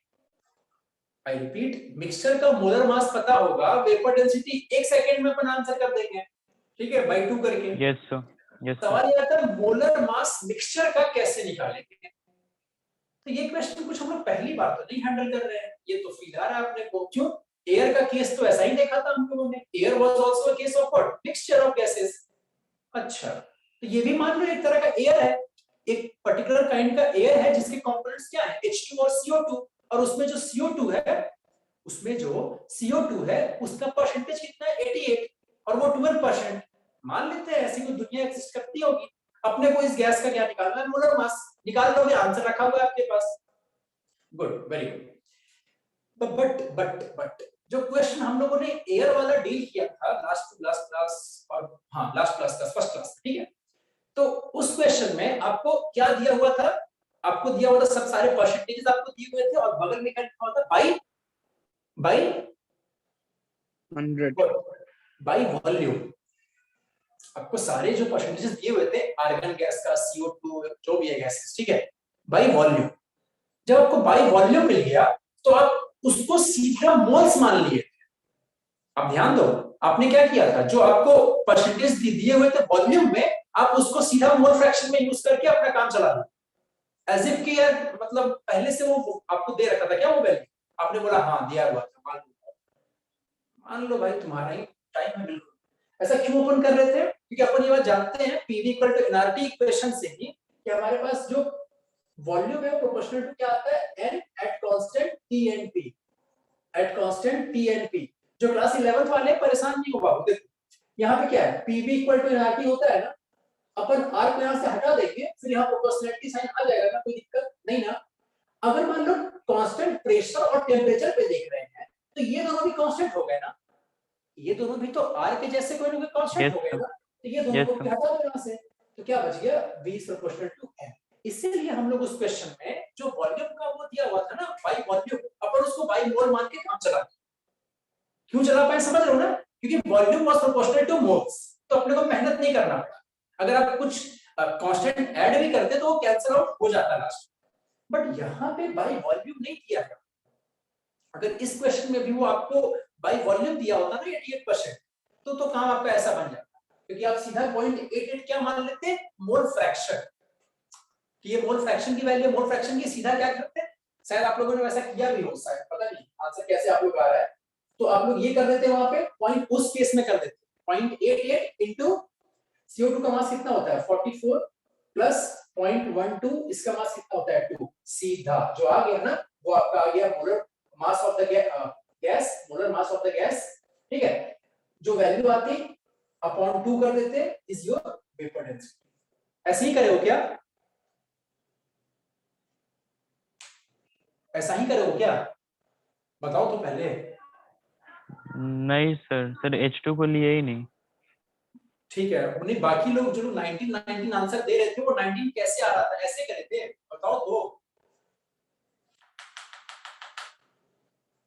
अरे अब इतना शर्माओ मत यार, जल्दी बताओ। नहीं सर 19 वाला आंसर ही सर बिना H2 को लिए आया। तो बिना H2 क्यों नहीं लोगे भाई, H2 को इग्नोर कर दिया बिल्कुल, छोड़ो, ठीक है। सर तो नहीं ये आई आंसर आपका आया होता, ठीक है चलो सॉल्व, ये आंसर आपका आया होता अगर इस क्वेश्चन में क्या दिया होता, CO2 is 88% बाय वॉल्यूम। अगर ये दिया होता ना तो आंसर ये होता, जो अभी एक्सप्रेशन लिखा था उसको सॉल्व करके जो आता it will be your answer, but in question it was given that it is इतना बाय मास, और मास किया है तो मोल तक पहुंचना पड़ेगा भैया, क्योंकि मास और मोल का सीधा कोई रिलेशन ही नहीं है। देख लो इक्वेशन, आपका ये इक्वेशन है ना पूरा माय बाप है आपका, PV इक्वल टू nRT, सब कुछ भाई तुम ही देख लो, गैसेस का सवाल आता नहीं कब तो ये इक्वेशन लिख कर बैठ जाते हैं। तो इसमें कहां ऐसा कुछ दिया हुआ है कि mass is proportional to n, ऐसा कहीं है कि अपन मास को भी मान लेंगे मोल के जैसा, कहीं इक्वेशन में नहीं है। रादर जो ये मोल है ना उसके फॉर्मूले में मास आता है, तो भैया यहाँ नहीं काम चलेगा, ठीक है। यहाँ पे कैलकुलेट करना, मतलब ये 0.88x ग्राम है ना CO2 और इतना ग्राम ये, इन दोनों का पहले मोल्स निकाल, इन दोनों का पहले मोल्स निकाल, इनका मोल है क्या करोगे अपॉन 44। CO2 का मोल्स निकालने के लिए क्या करोगे, CO2 का मोल्स निकालने के लिए मोल्स ऑफ CO2 कैसे निकलेगा 0.88x अपॉन 44 है ना, एंड मोल्स ऑफ H2 कैसे निकलेगा 0.12x अपॉन 2। ये आ गए इनके मोल्स। आप जो फॉर्मूले पुट करते हो ना, उस फॉर्मूले में आपको मोल्स भी पुट नहीं करना होता है, मोल फ्रैक्शन पुट करना होता है। और मोल फ्रैक्शन क्या होता है, जो क्लास 11th है उनके लिए एक बार बता देते हैं, इधर साइड में थोड़ा देख लो, जो क्लास 11th है वो, और जो लोग थोड़ा सा है उनको भी देखो, इधर समझो मोल फ्रैक्शन क्या चीज होता है। देखो मान लो हमारे पास एक कंटेनर है, उसमें गैस A, B और C, A के मोल्स 2 मोल्स हैं, B के 3 मोल्स हैं, C के 5 मोल्स मान लो। तो ये 2, 3, 4 जो है ना वो इनके मोल्स हैं। अपने को कैलकुलेट क्या करना है, मोल फ्रैक्शन ही। तो अपन कैसे नहीं निकालेंगे, mole fraction of A is equals two moles of A upon total moles. ठीक है, तो मोल्स ऑफ A कितने हो गए 2, टोटल मोल्स कितना हो गया 2 + 3 + 5 it means 10, so 1/5 is the mole fraction of A. Similarly, if we have to calculate mole fraction of B, so moles of B upon total moles, B के moles कितने 3 upon कितना 10, so 3/10 ही रह गया। mole fraction of C, moles of C upon total moles, so 5 upon 10, it means 1/2. And now if we will add this XA plus XB plus XC, what we will get 1। अब करके देख लो, 1/5, 1/2, 3/10 will be added to 1 only। ठीक है, मोल fractions का सम हमेशा 1 आता है, तो ये हटाओ, ये बात समझ गए। तो इनका पहले मोल फ्रैक्शन निकालना होगा इन दोनों गैसेस का, कैसे निकलेगा अब बताओ। मोल फ्रैक्शन ऑफ CO2 क्या होगा, इस फॉर्मूले से देखो यहाँ पे, moles of CO2 upon total moles, है ना। टोटल मोल्स की जगह पर अपन क्या लिख सकते हैं, moles of CO2 plus moles of H2। So moles of CO2 कितना आ जाएगा आपका 0.88x अपॉन दोनों का addition 0.88x, sorry moles of H2 आपके पास क्या आएगा 0.88x upon 44 upon again moles of CO2 0.xx upon 44 plus 0.12x upon 2। ये आपका आया है मोल फ्रैक्शन ऑफ CO2। क्या आया है, मोल फ्रैक्शन ऑफ CO2। ठीक है, अब मैं इसको थोड़ा साइड कर दे रहा हूं, स्क्रीनशॉट ले लो जो भी करना है जल्दी।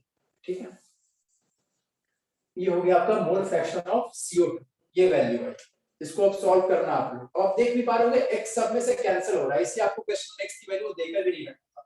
Similarly mole fraction of H2 की बात करें तो क्या होगा, moles of H2 it means this value upon total moles, मतलब अगेन ये डिनोमिनेटर सेम रहना 0.88x upon 44 plus 0.12x upon 2।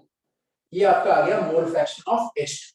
अब जो फाइनल आंसर है वो हमारे पास कैसे आएगा, क्या पूछा था हम लोगों से कैलकुलेट करना था मोलर, ठीक है, मोलर मास जो भी है ये कैलकुलेट करना है। कैसे आएगा, मोल फ्रैक्शन ऑफ CO2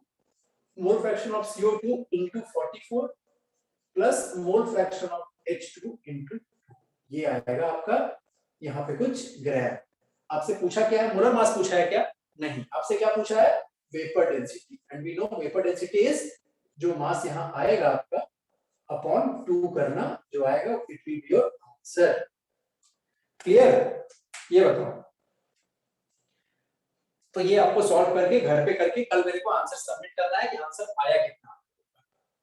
ठीक है क्या, यस सर। ठीक है, और उसको एक बार खुद से भी समझ कर देखना कि क्या हम लोगों ने किया। हम लोगों को कोई जो फॉर्मूला है ना उसमें मोल फ्रैक्शन पुट करना होता है, मोल्स नहीं पुट करना होता है, समझना बात को।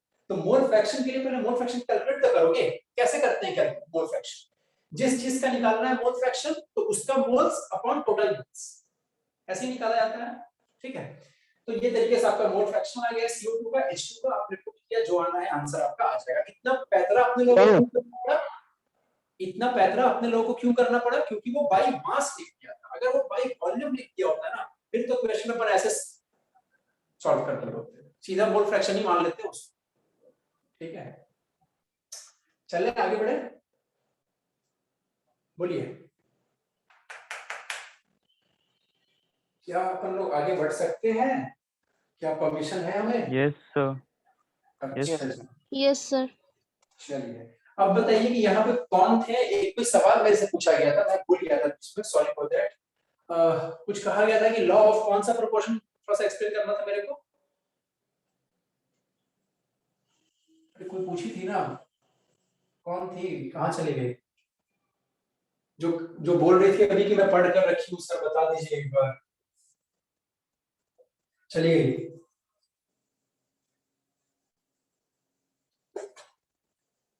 अरे कौन सा बताना था वो तो बता दो,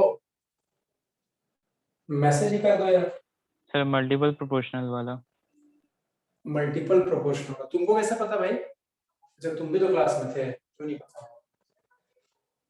ठीक है, देखो अब यहाँ पे एक बार थोड़ा सा समझ लेते हैं बेसिक कि आपका एक सबसे फेमस क्या आता है, डेफिनिट प्रोपोर्शन। तो वो तो भैया ये बताता है कि कोई भी केमिकल कंपाउंड बन रहा है तो एक पर्टिकुलर रेशियो में ही आपको हमेशा फॉर्मूला सेम रहने वाला है। H2O आप किसी भी सोर्स से ऑब्टेन करो वो H2O ही होगा, H2O2 नहीं होगा। हाँ, अगर H2O2 हो गया तो वाटर नहीं है भाई, वो हाइड्रोजन पेरोक्साइड है, वो अलग चीज है, वो वाटर नहीं है।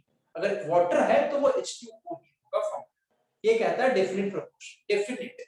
ठीक, मल्टीपल प्रोपोर्शन क्या कहता है, बेसिक बता दे रहे, बाकी आपको एनसीईआरटी से पढ़ना होगा। CO2 का 0.25 है मोल फ्रैक्शन है। अच्छा, सॉल्व करके आ रहा है क्या? ठीक है, फिर आ रहा है सॉल्व करके तो ठीक है भाई। अर्पित अग्रवाल रैंक 1 दोगे क्या? 2012 में दिए थे तुम रैंक 1 यार, फिर दोगे क्या रैंक 1? देखो यहाँ पे क्या हुआ कि आपका, हाँ देखो, अगर मान लो अपन ये देखते हैं कि हमारे पास ये एग्जाम C+O2 क्या फॉर्म कर रहा है, CO2, और एक हमारे पास C+O क्या फॉर्म कर रहा है, CO।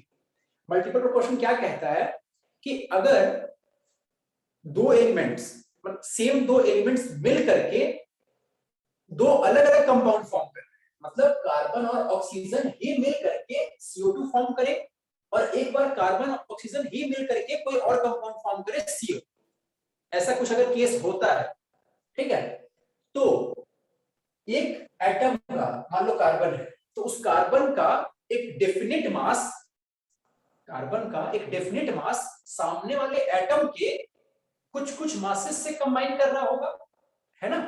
क्योंकि सेम मास से करता तो सेम कंपाउंड बन जाता, अलग अलग मासेस से कर रहा है, वो अलग अलग मासेस जो है ना वो एक प्रॉपर रेशियो में है। मतलब क्या बोलना चाह रहे हैं सर, ये कार्बन कंबाइन कर रहा है ऑक्सीजन से, CO2 फॉर्म कर रहा है, ये कर रहा है ऑक्सीजन से CO फॉर्म कर रहा है, ठीक, दोनों अलग अलग कंपाउंड है, सेम एलिमेंट्स कंबाइन कर रहे हैं। अब देखो इस वाले में क्या होगा, इस वाले में इसका 12 ग्राम इसके 32 ग्राम से कंबाइन कर रहा है, देख लो ध्यान से, और इसका 44 ग्राम फॉर्म कर रहा है जो इसका मोलर वेट होता भी है, और इस केस में इसका 12 ग्राम इसके 16 ग्राम से कंबाइन करके इसका 28 ग्राम फॉर्म।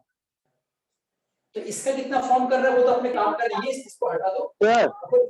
हाँ सर, ऑक्सीजन तो एलिमेंटल फॉर्म में ऐसे एग्जिस्ट नहीं ना करेगा, मॉलिक्यूलर फॉर्म में ना एग्जिस्ट करेगा। क्या बोल रहे हो भाई? सर कह रहे हैं कि सर ऑक्सीजन तो एलिमेंटल फॉर्म में एग्जिस्ट नहीं ना करता है और मॉलिक्यूलर फॉर्म में ना एग्जिस्ट करता अच्छा, है। Good good good, very good very good, very ठीक है, बहुत सही बात। अब ठीक है, अब ठीक है, हाँ सर ठीक है। अभी भी मास 60 नहीं है तो मैं उस चीज को नहीं ध्यान दे रहा था वहां पे, चलो कोई बात नहीं, ठीक है। ये कंबाइन ने कितना फॉर्म किया, 60 नहीं है ना, देख लेना।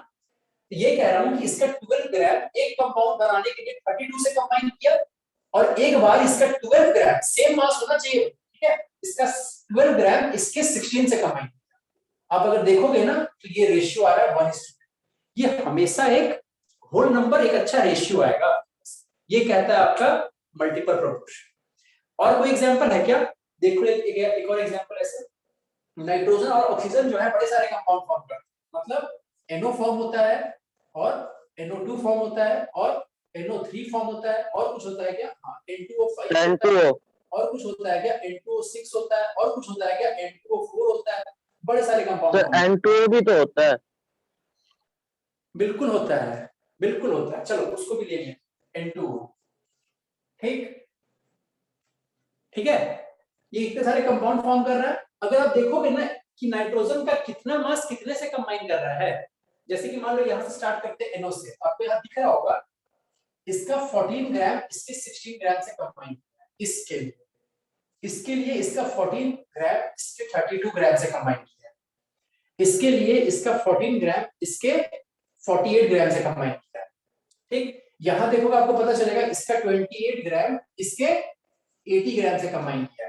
अगर इसको सिंपल कर दे तो अपन ये भी कह सकते हैं इसका 14 ग्राम इसके 40 ग्राम से कंबाइन किया है ना, क्योंकि अपने को 14 में कंपेयर करना है ना, इसलिए बोल रहा हूँ। ये करने का मन कर रहा है आपको, N2 का वैल्यू कितना है 28 इसके 16 से कंबाइन कर रहा है, और कर दूं तो आप इसको बोल दोगे इसका 14 इसके 8 से कंबाइन किया है।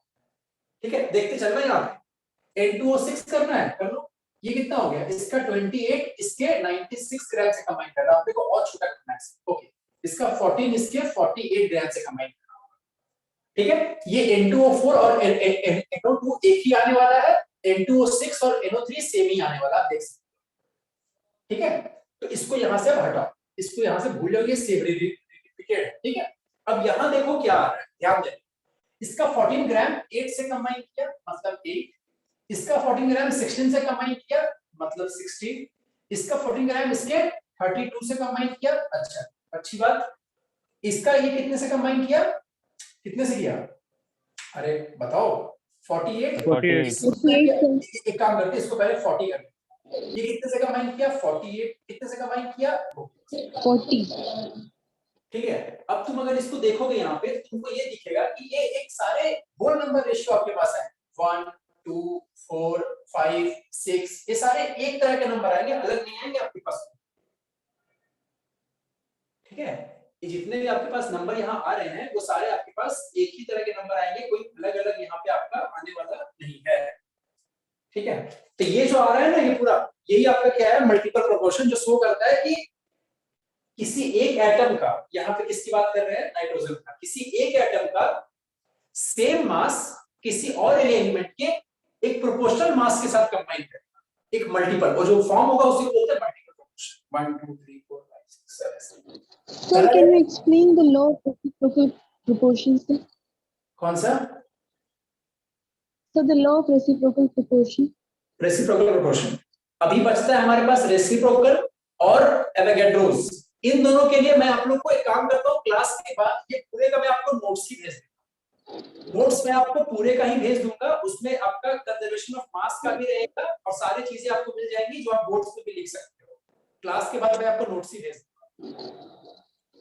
ठीक है, चलो अभी अपन अगला टॉपिक स्टार्ट कर रहे हैं।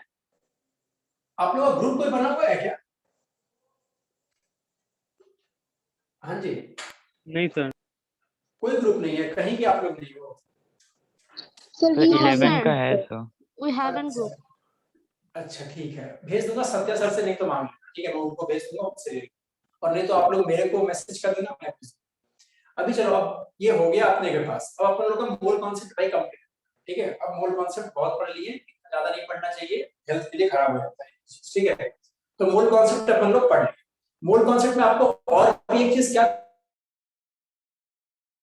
तो अपन नहीं तो फिर आने वाले क्लासेस में आगे करेंगे, अभी तो नहीं करने वाले।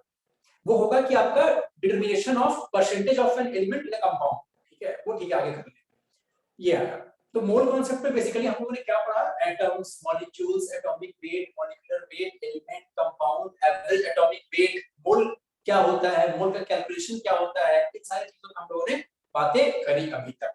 ठीक है, थोड़े बहुत डेंसिटीज हम लोगों ने देख लिया, वेपर डेंसिटी हम लोगों ने देखा, ये सारे टॉपिक किसके था, आपको मोल कॉन्सेप्ट के भाई हो गए। अब क्या अपन स्टार्ट करने जा रहे हैं, हम स्टार्ट करने जा रहे हैं स्टोइकियोमेट्री। ठीक है, अब अपन क्या स्टार्ट करने जा रहे हैं, स्टोइकियोमेट्री। स्टोइकियोमेट्री होता क्या है, स्टोइकियोमेट्री होता क्या है, वो थोड़ा सा बेसिक बता देते हैं एक बार। स्टोइकियोमेट्री का मतलब है कि आपके पास रिएक्शंस आ चुका होगा। अभी तक आप ध्यान दोगे कि मैं कहीं भी एक भी रिएक्शन नहीं लिखा हूं। हाँ, आप बोलोगे सर आप कंजर्वेशन ऑफ मास का मतलब लिखे हो ना, वो चैप्टर का पार्ट में नहीं लिखा ना मैंने आपको रिएक्शन पे फोकस, उस रिएक्शन को देख करके क्वेश्चन आपके पास नहीं है ना अभी तक। अभी तक आपको जनरली सारी इंफॉर्मेशन दिए हुए थे कि एक के इतने मास प्रेजेंट होंगे, मोल उसका मोलर मास इतना होगा, बताओ मोल्स कितने हैं, पार्टिकल्स कितने हैं, इस तरह के सवाल आए। अब स्टोइकियोमेट्री में क्या है, आपके पास रिएक्शंस दिए होंगे या फिर रिएक्शंस आपको पता होना चाहिए, और उस रिएक्शन से क्वेश्चन को आपको सॉल्व। ठीक है, सो बेसिकली जो स्टोइकियोमेट्री है वो मोल कॉन्सेप्ट का एप्लीकेशन पार्ट है। मोल कॉन्सेप्ट का एप्लीकेशन है एक केमिकल रिएक्शन, उसी को बोलते हैं स्टोइकियोमेट्री। ठीक है, अब यहाँ पे समझो, स्टोइकियोमेट्री हम लोग दो पार्ट में पढ़े, स्टोइकियोमेट्री 1 और स्टोइकियोमेट्री 2। स्टोइकियोमेट्री 2 जो हमारे पास होगा वो अपन लोग कवर करते हैं रिडॉक्स रिएक्शंस के।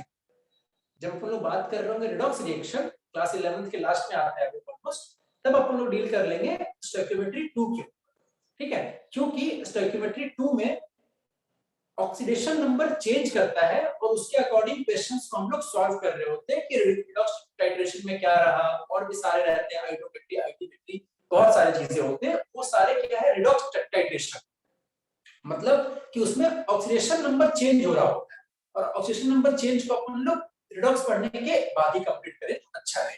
तो स्टोइकियोमेट्री 2 अपन अभी के लिए साइड करते हैं। अभी क्या पढ़ने वाले, स्टोइकियोमेट्री 1, और स्टोइकियोमेट्री 1 कुछ भी नहीं है, आप कह सकते हो कि आपको इसमें बहुत लिमिटेड कॉन्सेप्ट भी समझने को है इसमें, सिर्फ जैसे कि अगर बात करते हैं स्टोइकियोमेट्री की, तो स्टोइकियोमेट्री में अपन लोग कौन-कौन से टॉपिक को देखने वाले हैं मेनली, इसमें अपन लोग स्टोइकियोमेट्री में देखेंगे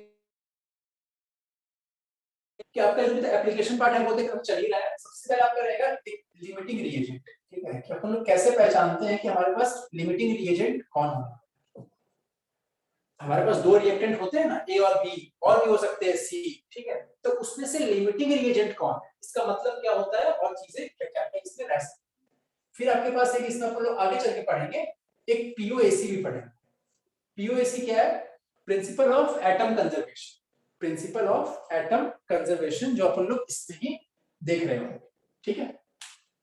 अच्छा, और कुछ क्वेश्चंस इस पे कर लेंगे, फिर हमारा ये चैप्टर है बेसिकली ये ऑफिशियली भी कंप्लीट हमारा हो जाएगा, फिर कुछ अगला चैप्टर स्टार्ट होगा। तो अभी सवाल आता है कि हम लोग स्टोइकियोमेट्री स्टार्ट करें या ना, टाइम तो कम है, बताओ क्या बोलते हो, स्टार्ट किया जाए कि अगली क्लास में किया जाए? सर एक टच दे दीजिए। एक क्या दे दीजिए क्वेश्चन? सर मतलब हल्का सा कॉन्सेप्ट। क्वेश्चन बोल रहे हो, टेस्ट बोल रहे हो, क्या बोल रहे हो? सर हल्का सा कॉन्सेप्ट। अच्छा, इसका कॉन्सेप्ट, अच्छा चलो ठीक है, कोई देखो इसमें क्या मैं बोल रहा हूँ, इसमें आपका होगा ये स्टोइकियोमेट्री में लिमिटिंग रिएजेंट जो है, पहले अपन वहीं से बात करते हैं, ठीक है, थोड़ा सा दे देते हैं, क्लास जहां भी हिट होगा अगले क्लास में बेसिक से ही स्टार्ट करेंगे, ठीक है। देखो सवाल बेसिक से तुम स्टार्ट करते हैं, मान लो हमारे पास क्या रिएक्शन है, C+O2 फॉर्म्स, ठीक है। अब इसमें समझना हम लोग को ये चीज है कि अगर मान लो यहाँ पे अपन लोग क्या लेते हैं, इसको लेते हैं कितना 12 ग्राम, इसको लेते हैं कितना 32 ग्राम, तो ये कितना फॉर्म होगा 44 ग्राम, सही बात है, बिल्कुल सही। और इसके 12 ग्राम में कितने मोल्स होंगे, इसके 12 ग्राम में कितने मोल्स होंगे, 1 मोल, अच्छा ठीक है। तो 1 इसमें मोल। से कितने मोल होंगे, 1 मोल, 2 अच्छा ठीक moles. है। ये कितने मोल फॉर्म हुए, 1, अच्छी बात, बहुत सही, बहुत सही, ठीक। सवाल ये आता है कि इसी रिएक्शन में, इसी सेम रिएक्शन में अगर मान लो अपन लोग इस कार्बन का आपको देते हैं मान लो 6 ग्राम, इसका देते हैं आपको कितना 32 ग्राम, और बोलते हैं कि बताओ रिएक्शन में CO2 कितना फॉर्म होगा, CO2 के कितने मोल्स फॉर्म होंगे। मास तो आप इन दोनों को ऐड करके बोल दोगे कि मास तो कंजर्व रहना है 38 बोल दोगे, सही हो जाएगा। मोल्स कितने हैं sir half mole, half mole, half mole, half mole, अच्छा। अच्छा, यहाँ भी एक सवाल बताओ, यहाँ भी एक सवाल आपके पास अभी आ रहा होगा कि कोई ऐसा नहीं सोचा क्या अभी कि इसके अगर सर मान लो लॉ ऑफ 6, कांस्टेंट प्रोपोर्शन। अच्छा वेट करो ना थोड़ा सा, ये बोल रहा हूँ कि ऐसा किसी के दिमाग में नहीं आया क्या यहाँ पे 6 ग्राम है, ये 32 ग्राम कंबाइन हो रहा है और फिर ये फॉर्म हो गया, ये कितना ग्राम फॉर्म होगा भाई, वेट बताओ, 38 ग्राम फॉर्म होगा। 38। अगर 38 ग्राम होगा तो अपन मोल्स कितना बोल दें, 38 अपॉन 44, ये Yes, आंसर sir. होगा, Yes, sir. यस होगा। सर। Yes, अच्छा, sir. देख लेते हैं, अच्छा देख लेते हैं क्या होगा। देखो इसमें क्या होगा, यहाँ पे आपका जो 6 ग्राम है, 6 ग्राम का मतलब कितने मोल्स हो गए इसके, 0.5 मोल। CO2 के अब की बार आपको 0.5 मोल ही दिए हुए हैं। अच्छा, O2 के कितने मोल आपको दिए हुए हैं, O2 के आपको 1 मोल ही दिए हुए हैं, इसमें कोई कटौती आपके साथ नहीं की। अब सवाल ये आता है इसका अगर 0.5 मोल इसके 1 मोल से करेगा रिएक्ट तो कितना फॉर्म करेगा, ऊपर में तो तो दोनों के 1.5 मोल मोल। तो 1 ही फॉर्म। अब यहाँ पे सवाल क्या आता है, यहाँ पे आता है स्टोइकियोमेट्री का कॉन्सेप्ट, यहाँ आता है स्टोइकियोमेट्री का कॉन्सेप्ट कि आपको जो रिएक्शन हो रहा है उसमें जो सबस्ट्रेट है, सबस्ट्रेट हो गया रिएक्टेंट बेसिकली, और जो प्रोडक्ट है आपके पास उनके कोएफिशिएंट भी बहुत मैटर, मतलब कि इस रिएक्शन जो है बैलेंस्ड है एक तरह से, तो इसका कोएफिशिएंट कितना है 1 1 एंड 1। इसका मतलब ये हुआ 1 mole of carbon reacts with 1 mole of oxygen to form 1 mole of CO2। ठीक, अगर मान लो इसी रिएक्शन को अपन ऐसा लिख रहे होते C plus half O2 form CO, इसकी भी कोएफिशिएंट 1, इसकी भी 1, इसकी हाफ, तो अपन क्या बोल रहे होते हैं 1 mole of carbon reacts with half moles of oxygen to form 1 mole of carbon monoxide, ऐसा बोल रहे होते हैं। ठीक है, अब यहां पे Yes, देखो दो कोई भी रिएक्शन आपका होता है ना, वो रिएक्शन हमेशा मोल्स के टर्म्स में हो रही होती है। जो आपको कोएफिशिएंट में यहां दिखाई पड़ रहा हो नंबर, उसी को आप मोल्स मान करके उसी के ऑर्डर में रिएक्शन हो रहा होता है। मतलब कि इसका 1 मोल इसके 1 मोल से करेगा रिएक्ट और इसका 1 मोल ही फॉर्म करेगा। ठीक है, अब देखो यहां पे आपने कितने मोल्स दिए हैं, हाफ मोल, 0.5 मोल दिए हैं। अगर इसका 0.5 मोल होगा तो वो इसके 0.5 मोल से ही कंबाइन करेगा और इसका 0.5 मोल ही फॉर्म करेगा। इसका 0.5 मोल इसके 1 मोल से कंबाइन नहीं करेगा, इसका 1 मोल इसके 1 मोल से करेगा कंबाइन। आपने क्वेश्चन में दिया कितना है 0.5 मोल, इसके 0.5 मोल से कंबाइन करके इसका 0.5 मोल ही फॉर्म करेगा। तो इसका मतलब ये हुआ कि यहाँ पे जो O2 32 ग्राम आपने दिया है ना 1 मोल, इसमें से 16 ग्राम ही सिर्फ कंज्यूम होगा। परेशान मत हो आप, इसमें से सिर्फ 16 ग्राम ही कंज्यूम होगा क्योंकि ये हाफ मोल है ना, और इसका फॉर्म भी हाफ ही मोल होगा। मतलब 44 का हाफ कितना हो गया 22 ग्राम, इतना ही फॉर्म होगा।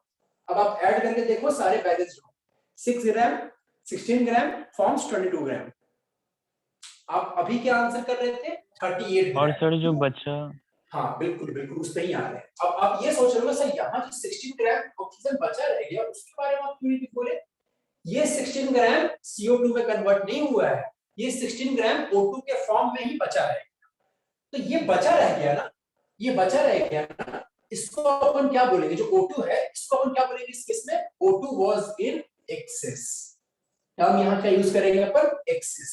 कभी भी रिएक्टेंट होता है ना, 2 रिएक्टेंट है 3 रिएक्टेंट है ऐसा हो सकता है, उसमें हमेशा एक होता है लिमिटिंग रिएजेंट और एक होता है एक्सेस रिएजेंट, जो एक्सेस में प्रेजेंट।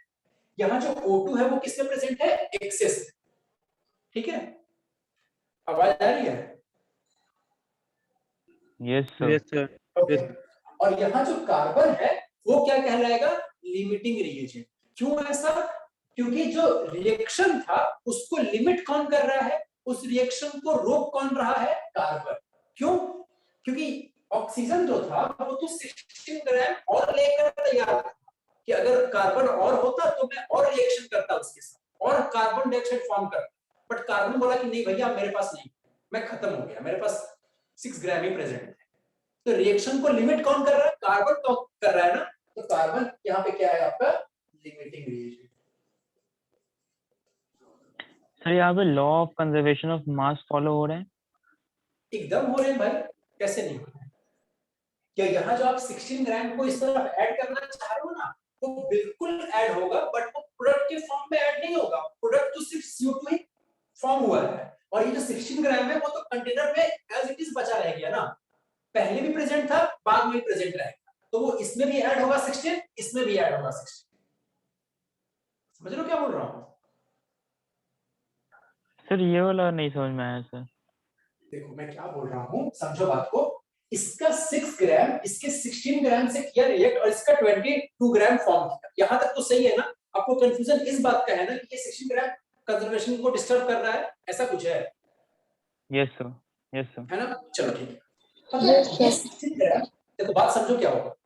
आपका इनिशियली रिएक्शन अगर रिएक्टेंट से प्रेजेंट है तब कितना मास था आपके पास, 6 प्लस 32 38 ग्राम थे।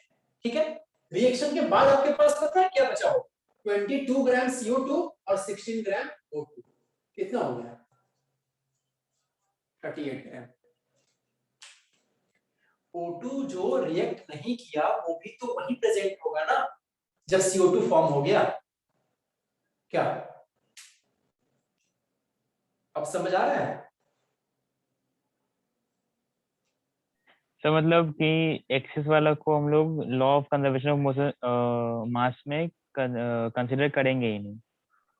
अरे करेंगे, अगर करेंगे ना तो उसको जो प्रोडक्ट साइड है, जो एक्सेस यहाँ बचा रह जाएगा, उसको किसमें ऐड कर देंगे? प्रोडक्ट के साइड में ऐड करेंगे ना, क्योंकि रिएक्शन हो गया, रिएक्टेंट अब बचे रहे क्या? रिएक्शन खत्म हो गया, रिएक्टेंट नहीं है, जो एक्सेस बच गया वो अब इसके टीम में रहेगा ना, क्योंकि रिएक्शन खत्म होने के बाद सिर्फ कौन प्रेजेंट है? प्रोडक्ट। और इनिशियल मास आपने मेजर कर लिया था 6 + 32 38, और उसमें 16 जो थे वो रिएक्ट ही नहीं, तो कोई बात नहीं, तुम तो ऐसे बचे रह गए, और जो रिएक्ट किए हैं उनका आ गया 22, तो ऐड करोगे फिर आ गया आपका 38। यस सर, यस समझ रहे सर, क्या यस कह रहे सर। हो? ये बात है। हाँ सर, हाँ सर। ठीक है, चला जाए फिर। अब आज के लिए इतना ही, अगले क्लास में स्टार्ट करेंगे स्टोइकियोमेट्री, अच्छे क्वेश्चंस करेंगे। ठीक है, अभी नहीं, अभी तो स्टार्ट नहीं, टेंशन नहीं लेना है बिल्कुल भी, इसको फिर से अगले क्लास में समझाऊंगा। लिमिटिंग रिएजेंट कैसे पहचानते हैं एक ही बार में देख करके, क्या उसका तरीका है, शॉर्ट ट्रिक, फिर क्वेश्चंस कैसे इस पे आएंगे उसको देखेंगे, पीओएससी पे क्वेश्चन करेंगे। प्रोबेबली अगले क्लास में आपका मूल कॉन्सेप्ट का ये पूरा कॉन्सेप्ट कंप्लीट हो जाएगा, और उसके बाद अपन कुछ और चैप्टर पे स्टार्ट कर सकते हैं। हाँ बताइए, किसी को डाउट है कुछ? No, sir. चलिए नहीं, फिर, ठीक है, नहीं sir. Bye, good night. Good night, sir. Thank you sir. Thank you, thank you Thank sir. you, sir.